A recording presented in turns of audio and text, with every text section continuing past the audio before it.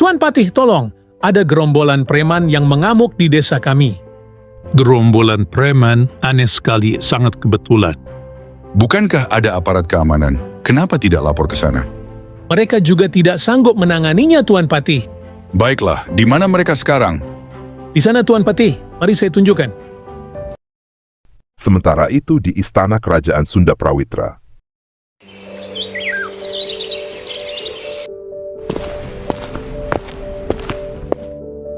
Assalamualaikum Paduka yang mulia, Raja Arsyad Shah. Saya mohon maaf, waktu penobatan Paduka saya tidak hadir. Biasa ada urusan negara yang harus diurus. Hehehe. Ya, tidak apa-apa Pak Ketua Dewan, saya mengerti. Bagaimana kabar Ayah Paduka? Saya dengar, beliau sangat menikmati masa tuanya menjadi petani melon.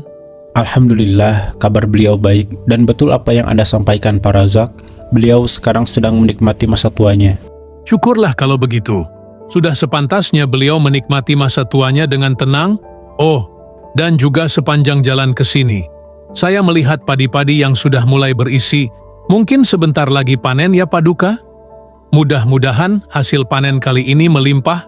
Amin, insya Allah. Tapi saya yakin Anda jauh-jauh datang tidak hanya untuk membahas padi, Pak Razak. Ah, Paduka bisa saja. Betul kata orang-orang, bahwa Paduka selalu ingin menyelesaikan segala perkara dengan cepat dan tegas. Saya pribadi sangat kagum dengan sifat itu.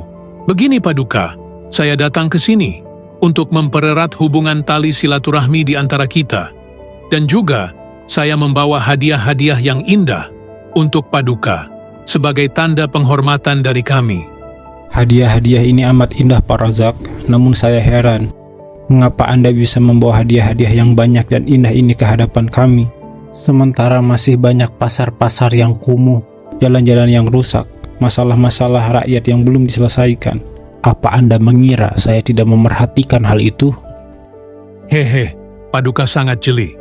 Soal jalanan itu memang ada kendala teknis di lapangan. Anggaran sudah kami siapkan, tapi proses birokrasi seringkali memakan waktu. Ditambah lagi cuaca yang tak menentu, membuat proyek perbaikan sering tertunda. Anak muda ini sangat berani. Aku harus berhati-hati dalam bersikap. Baiklah kalau begitu Pak Razak, saya terima alasan Anda. Tapi sebelum hak-hak masyarakat terpenuhi, saya kira kalian tidak perlu memberi hadiah-hadiah pada kami. Dan saya juga yakin Anda tidak datang kemari hanya untuk membawa hadiah-hadiah ini Pak Razak. Paduka sangat bijak dan rendah hati. Begini Paduka, seperti yang Paduka ketahui, pembangunan negeri kita sekarang amat pesat. Namun, tentu di balik itu kita memerlukan dana yang besar. Lantas? Maka dari itu, kami berencana untuk... Setelah itu, Ketua Dewan Republik memaparkan rencana pembangunan tambang emas di hutan Sagara Loka. Ia menjelaskan secara rinci titik-titik yang dianggap kaya kandungan emas, menekankan bagaimana proyek itu akan membawa kesejahteraan bagi masyarakat sekitar. Lowongan pekerjaan akan tercipta, desa-desa pinggir hutan akan berkembang, pendidikan dan layanan kesehatan meningkat. Semuanya terdengar seperti janji manis bagi rakyat, seolah proyek ini adalah hadiah bagi rakyat. Namun di balik setiap kata yang diucapkan, tersimpan niat tersembunyi. Tambang itu sesungguhnya adalah siasat licik untuk menggerogoti kekayaan alam, sementara keuntungan besar akan berpindah ke tangan dewan dan para investor. Setiap janji tentang kesejahteraan hanyalah umpan untuk membujuk raja agar memberikan restu. Raja Arsyad duduk dengan tenang, matanya menatap jauh ke arah hutan yang disebutkan, mendengar uraian tentang keuntungan dan kemajuan yang dijanjikan. Di balik ketenangannya, ia menyadari adanya tipu daya yang terselip di balik kata-kata manis itu. Kesejahteraan rakyat memang penting, tapi amanah seorang pemimpin lebih luas. Menjaga keadilan, menghormati alam, dan memastikan generasi mendatang tetap memiliki hak atas sumber daya mereka. Dewan Republik terus menekankan manfaat yang akan diperoleh rakyat, berharap raja tergoda oleh janji-janji itu. Namun Raja Arsyad tetap waspada. Ia tahu bahwa setiap proyek besar yang terdengar menggiurkan seringkali menyembunyikan kepentingan tersembunyi bagi segelintir orang. Dalam hatinya, ia tahu bahwa itu hanya bualan kosong belaka. Kalaupun sampai kepada rakyat, pasti hanya sedikit. Seperti itu Paduka. Oleh karena itu kami memohon dengan sangat, Paduka merestui, karena ini sudah disetujui juga oleh pemerintah dan menjadi proyek resmi negara. Begini Pak Razak, masalahnya tidak semudah itu. Hutan itu sudah sejak lama dijaga oleh kerajaan dan tidak bisa sembarangan dibuka oleh siapapun, termasuk Anda dan pemerintah. Tidakkah cukup hutan-hutan yang sudah kalian keruk? Tidakkah cukup sumber daya dari laut, daripada gunung, daripada sawah-sawah? Itu harusnya kalian gunakan untuk kepentingan rakyat. Tapi yang saya lihat, kebanyakan sumber daya itu malah masuk ke perut kalian, bukan kepada perut rakyat. Dan saya tidak mau berpanjang argumen. Tentang restu yang Anda minta, saya tidak bisa memberikan. Jika memang kalian ingin mendirikan tambang emas itu, silahkan saja. Tapi, jika ada perlawanan dari rakyat, dari mahasiswa, atau dari pasukan adat, saya tidak bertanggung jawab. Paduka sangat bijak dan berpikir jauh ke depan. Saya sangat kagum dengan Paduka. Tapi saya mohon Paduka pertimbangkan kembali, ini untuk kepentingan rakyat dan negara. Kalau Paduka masih menimbang, kami mengerti. Paduka bisa mempertimbangkan dulu. Kami menunggu restu dari Paduka. Dan juga saya mohon pamit, karena masih ada tugas negara yang belum saya selesaikan Paduka. Setelah itu, Ketua Dewan Republik bersama para ajudannya berpamitan, lalu meninggalkan istana.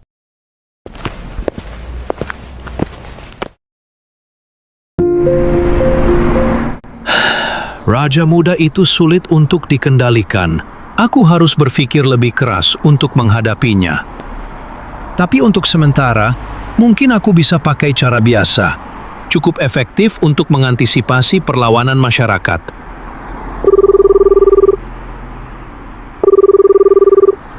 Halo. Selamat sore, Pak Zaki. Apa kabar? Baik? Pasti baiklah. Begini kita langsung saja ke inti. Beritahu tim Anda segera cari berita-berita artis yang tidak penting, seperti perceraian perselingkuhan atau yang lainnya. Dan juga kalau perlu buat berita perselingkuhan mantan pejabat kita. Ajak mantan pejabat itu untuk bekerja sama, supaya dia juga membuat drama cari orang yang jadi selingkuhannya. Berita-berita itu harus sudah siap minimal 5 hari lagi. Dimengerti Pak Zaki? Oke, terima kasih. Preman-preman, tahu nih, gara-gara kalian perjalanan saya terhambat. Bagaimana kalau kita hukum adat saja semuanya? Betul. Kita arak saja semuanya keliling desa. Kami tidak salah. Ustadz itu yang salah, mengganggu kesenangan kami. Mereka berjudi Tuan Patih dan mengganggu masyarakat. Tapi baiknya kita serahkan saja pada polisi. Saya sudah menelponnya. Patih Wiradipa sebenarnya ingin memproses mereka lebih lanjut dan ingin mengetahui apa penyebab sebenarnya. Karena menurut keterangan dari warga setempat, mereka bukan warga asli sana. Namun karena urusannya mendesak untuk melapor pada raja, maka dia mengiyakan saja usulan dari kepala desa.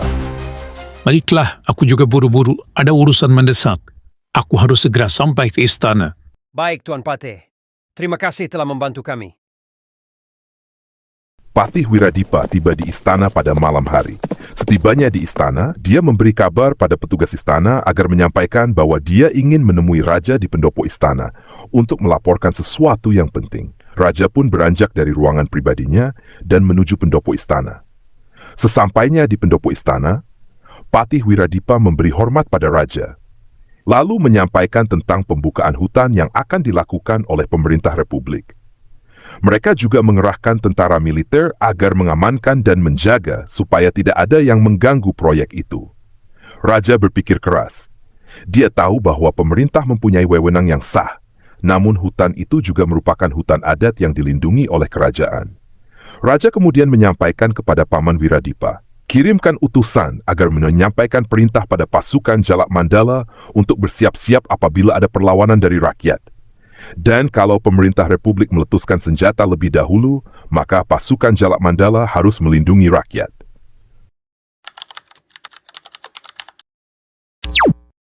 Pemirsa, di kawasan hutan Sagaraloka telah ditemukan potensi emas yang diyakini akan menjadi sumber daya baru bagi pembangunan nasional.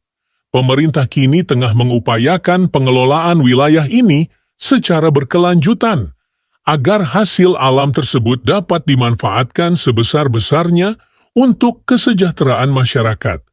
Pembangunan tambang emas ini juga berpotensi membuka lapangan pekerjaan bagi penduduk sekitar, serta mempercepat pertumbuhan ekonomi negara.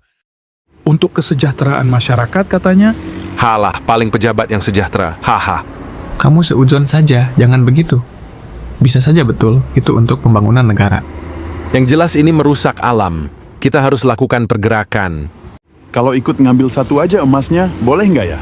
Boleh, tapi lu nginep di Hotel Prodeo nanti full service, makan 3 kali sehari gratis. Suara berita itu terdengar di setiap sudut negeri Arkadanasya. Dari warung kopi di alun-alun hingga ke ruang-ruang istana, semua mata tertuju pada layar yang sama. Arka TV, channel nasional Arkadanasya. Pemerintah tengah meninjau potensi emas di kawasan hutan Sagara Loka. Di warkop sederhana, para lelaki tua menatap serius. Kopi mereka perlahan mendingin, tapi percakapan berhenti. Tak ada yang ingin melewatkan sepatah kata pun.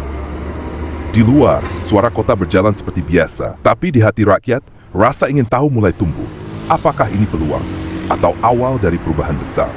Di saat yang sama, jauh di selatan, di dalam istana kayu yang berukir megah, Sultan Nuruddin Shah, Sultan dari Kesultanan Bantanaraya, menatap layar yang sama. Sorot matanya dalam tenang, namun menyimpan makna. Ia tahu, berita ini bukan sekadar kabar pembangunan, tapi permainan politik yang besar. Pelajaran tadi susah banget sih. Nggak mudeng aku. BTW, cowok yang ketemu di perpustakaan, siapa ya namanya? Lupa tanya, lucu juga dia. Hihihi. Zaira, ngelamunin apa sih? Ngelamunin cowok ya? Hihihi. Enggak kok.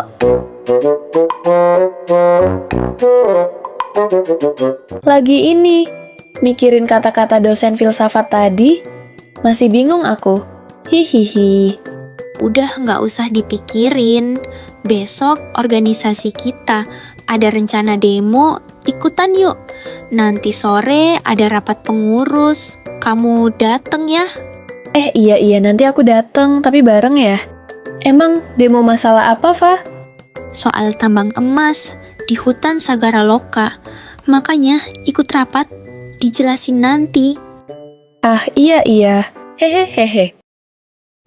Teman-teman, kita bukan sekadar mahasiswa yang datang kuliah, pulang, lalu diam. Kita adalah suara rakyat, nurani yang masih jujur di tengah kebisingan kepentingan. Jangan takut bersuara, karena diam di hadapan ketidakadilan, itu sama saja menyetujui kezaliman. Kita membawa nama pergerakan mahasiswa Islam Arkadanasya, gerakan yang lahir dari iman, ilmu, dan keberanian.